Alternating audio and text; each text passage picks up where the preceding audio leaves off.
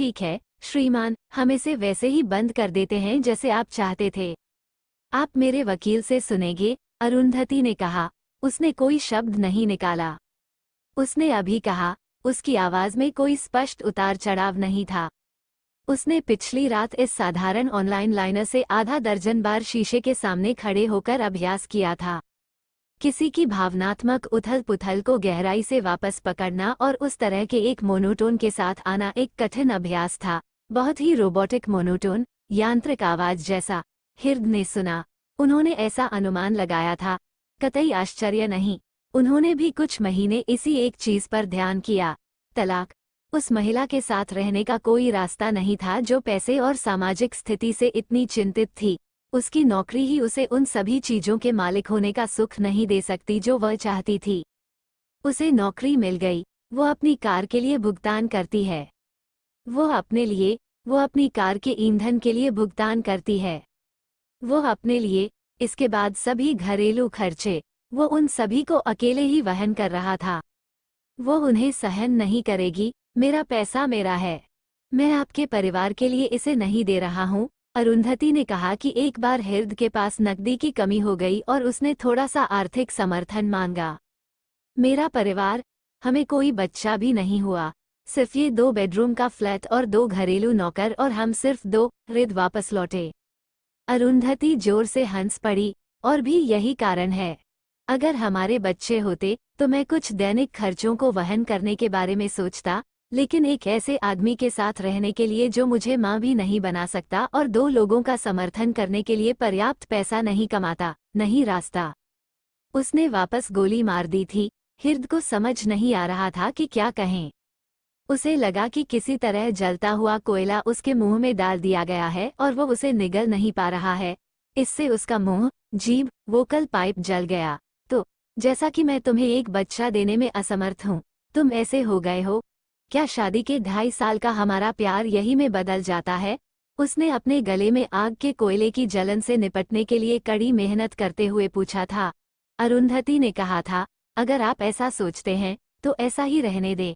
तलाक का काफी वाजिब कारण, कोई संतान न होना, नपुंसक व्यक्ति से शादी करना। और उसने सब कुछ सील कर दिया। उस थोड़ी सी बातचीत से वे दोनों पूर्ण मौन के क्षेत्र में प्रवेश कर गए। उसने उससे बात नहीं की। उसने नहीं किया। उन्होंने घरेलू सहायिकाओं से बात की। उनसे बात भी की। वे अलग सो गए। वो अपने कमरे में, वो अपने में। फिर भी कभी कभी सुबह के समय कुछ नोक-झोंक होती, जुबानी। अगर आपको ऑफिस जल्दी जाना है तो मेरे जाने से पहले खुद को बाथरूम में ले जाओ, वो उससे कहता, घड़ी की टिक टिक को देखते हुए, काम के लिए देर से आने के लिए चिंतित होना। वो जवाब नहीं देती। वो उसके बाथरूम के गाने सुनने का इंतजार करेगा। मुझे काम के लिए देर हो रही है। वो फूट फूट कर बाथरूम का दरवाजा खटखटाता। वो दरवाजा खोलती और मजाकिया लहजे में कहती, तुम जल्दी उठकर सुबह की रस्में क्यों नहीं कर पाती? इतना कहकर वो दरवाजा बंद कर लेती। एक और 15 मिनट चले गए होंगे। एक और दिन ऐसा ही होगा, लेकिन इस बार वो बाथरूम पर कब्जा रखेंगे। वो दस्तक देगी। वो चिल्लाती होगी। वो गाएगा। जैसे को तैसा। 3 महीने तक ये सिलसिला चलता रहा। जैसे को तैसा। अब जबकि यह सब कानून में उबाल आ गया था, ये कुछ समझ में आया। हिरद ने सोचा, कम से कम व्यर्थ के मूर्खतापूर्ण झगड़े तो नहीं होंगे, खासकर सुबह के समय।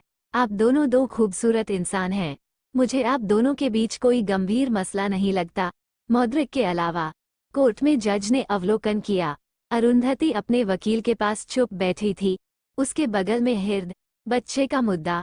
हिरद के वकील ने पूछा, ये तो बेइज्जती है, क्या कहूँ? मर्दांगी पर। फरीद के वकील ने रुमाल से अपना चेहरा और गर्दन पोंछते हुए कहा। वो एक गर्म और उमस भरे दिन थे। जज ने अरुंधति के वकील की तरफ देखा। अरुंधति ने अपने वकील से धीमे स्वर में कुछ कहा। मेरे मुवक्किल का कहना है कि मिस्टर हृद गोस्वामी ने उससे ज्यादा अपमानजनक बातें कही थीं। उसने उससे कहा कि वो चले जाओ और एक ऐसे आदमी के साथ रहो जो उसे एक बच्चा दे सके। वो अक्सर एक ऐसी महिला के रूप में उसका अपमान करते थे जो किसी भी चीज की तुलना में भौतिक सुख पाने में अधिक रुचि रखती थी। अरुंधति के वकील ने उन लेखों को खोजने के लिए अपनी कानून की किताब के पन्ने पलटे जिनमें मौखिक अपशब्दों को अपराध के रूप में सूचीबद्ध किया गया है। क्या तुम एक साथ नहीं सोते हो? जज ने पूछा। नहीं, हम नहीं। अरुंधति और हिरद एक स्वर में बोले। कितने महीनों के लिए? 3, अरुंधति ने कहा। 4, रीद ने कहा। जज मुस्कुराया। आप में से एक यहाँ गलत है। इस प्रश्न का कोई 2 उत्तर नहीं हो सकता। श्रीमती अरुंधति गोस्वामी, ये 3 है या 4? जज ने पूछा। 3 महीने और 14 दिन सटीक होने के लिए, अरुंधति ने उत्तर दिया। जज ने हिरद की ओर देखा। उसने सहमति में सिर हिलाया। एक संदिग्ध इशारा। ठीक है श्रीमती अरुंधति गोस्वामी, मैं आपको तलाक दे सकती हूँ। हमें बताएं कि आप कितने पैसे का दावा करना चाहते हैं? जायदाद में हिस्सेदारी भी। मन की बात कहो। अरुंधति उठ खड़ी हुई। रीद का वकील कलम और कागज लेकर इंतजार कर रहा था। उसे उसके दावों को नोट करना होगा। उसे मेरे वेतन का 30% से अधिक लेने की अनुमति न दे। उसके पास नौकरी है, वो खुद को बनाए रख सकती है। साथ ही हमारे कोई बच्चे नहीं हैं। रीद ने अपने वकील के कानों में फुसफुसाया। आपका सम्मान, मुझे उसका एक पैसा भी नहीं चाहिए, अरुंधति ने कहा। हिरद चौंक गया। उनके वकील खुश थे।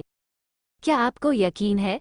जज ने उससे पूछा। हाँ, आपका सम्मान, अरुंधति ने उत्तर दिया। ठीक है, तो उस घोषणा पर कुछ कहना है, श्री गोस्वामी? जज ने हिरद से पूछा। हिरद उठ खड़ा हुआ। मैं अपने मासिक वेतन का 30% और फ्लैट के मौजूदा बाजार मूल्य का आधा हिस्सा देने को तैयार हूँ, जो वास्तव में मेरे पास है। नहीं, मुझे कुछ नहीं चाहिए, अरुंधति ने दोहराया। इसके तुरंत बाद कोर्ट को स्थगित कर दिया गया। रीद के वकील ने उनसे हाथ मिलाया और विजेता बनने पर बधाई दी। तुम जीत गए, उसने उससे कहा। उसने अपने कंधे थपथपाए। तुम एक भाग्यशाली आदमी हो। उस महिला ने कुछ नहीं लिया। ये वास्तव में आपको और अधिक गरिमा और गर्व के साथ छोड़ देता है। उसने कुछ गलत किया होगा। उसने हाथों से पुनर्विवाह किया होगा, अन्यथा कोई और नहीं बल्कि एक मूर्ख ऐसे अवसर को जाने देगा। वकील ने कहा। दोनों कोर्ट से बाहर जा रहे थे। क्या ये हिरद नहीं है? हिरद ने पीछे से एक महिला की आवाज सुनी। वो कैफे में बैठा था। शुक्रवार को काम के बाद वो घर वापस जाने से पहले इस कैफे में आते हैं। उनकी आधिकारिक एकल स्थिति को 2 महीने बीत चुके थे। इन 2 महीनों के भीतर उसकी चाची ने कम से कम 10 गठबंधन लाए। उसने मना कर दिया। जी हाँ, श्यामली कैसी हो? हिरद ने पूछा। थोड़ा हैरान हुआ और इतने दिनों बाद श्यामली को पाकर खुश भी हुआ। मैं ठीक हूँ, श्यामली ने टेबल पर हिरद के सामने बैठते हुए कहा। तो कैसी है जिंदगी? श्यामली ने पूछा। हमेशा की तरह, हिरद ने जवाब दिया। क्या तुम कॉफी चाहते हो या स्नैक्स, अथवा दोनों? हिरद ने पूछा। जैसा आप देना चाहते हैं, लेकिन उससे पहले मुझे बताओ, उसके बिना जीवन कैसा है? श्यामली ने भौहें नाचते हुए पूछा। ऐसा नहीं था कि हिरद ने इस सवाल की कभी उम्मीद नहीं की थी। आखिर श्यामली कई सालों से अरुंधति की दोस्त थी, उसका दोस्त भी। हमेशा की तरह, उसने जवाब दिया। और वो दोबारा शादी कर ली? हिरद ने पूछा। उसने अपनी जिज्ञासा को दबाने की बहुत कोशिश की, लेकिन श्यामली को देखकर उसका विरोध नहीं कर सका। नहीं, पुनर्विवाह नहीं किया। क्या आप गंभीर हैं? हिरद ने पूछा। नहीं, पुनर्विवाह नहीं किया। नौकरी भी छोड़ दी। अपनी नौकरी छोड़ दी। एक और बड़ी कंपनी में शामिल हो गए, मुझे लगता है, हिरद ने पूछा। जिज्ञासा ने उसे कसकर पकड़ लिया। नहीं, उसने नौकरी छोड़ दी और बस घूमने चली गई। कहाँ? कि मैं नहीं जानता, श्यामली ने कहा। अगले आधे घंटे में हालांकि उनके पास कॉफी और सैंडविच थे, हिरद उन पर ध्यान केंद्रित नहीं कर रहा था। वो सोच रहा था, वो कहाँ जा सकती थी। घर लौटकर उसने अरुंधति के कुछ छोटे छोटे सामान खोल दिए जो उसके द्वारा नहीं लिए गए थे। चंद किताबें, कुछ तस्वीरें, उनमें से एक लकड़ी की झोपड़ी की थी। शादी के बाद दोनों साथ साथ वहां गए थे, लतगुरी के पास।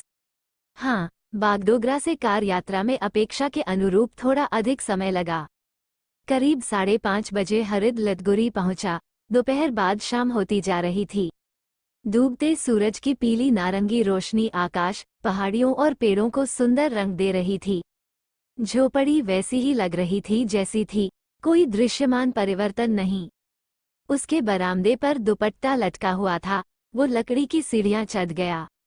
दरवाजा अंदर से बंद था। उसने दस्तक दी। वहां कौन है? हृद ने आवाज सुनी। वो अचूक आवाज। यह मैं हूँ हृद, उसने कहा। दरवाजा खुला था। हृद ने उसकी ओर देखा। उसका चेहरा, जिस पर डूबते सूरज की पीली लाल नारंगी रोशनी एक तस्वीर खींच रही थी, बस हृद को गतिहीन और गूंगा रखा। लेकिन ये कुछ मिनटों के लिए ही है। कुछ ही देर में उसने देखा कि कैसे उसकी आंखों से पानी उसके गालों से नीचे गिरने लगा जो चमक रहा था। हृद को लगा कि उसकी दृष्टि भी धुंधली हो गई है।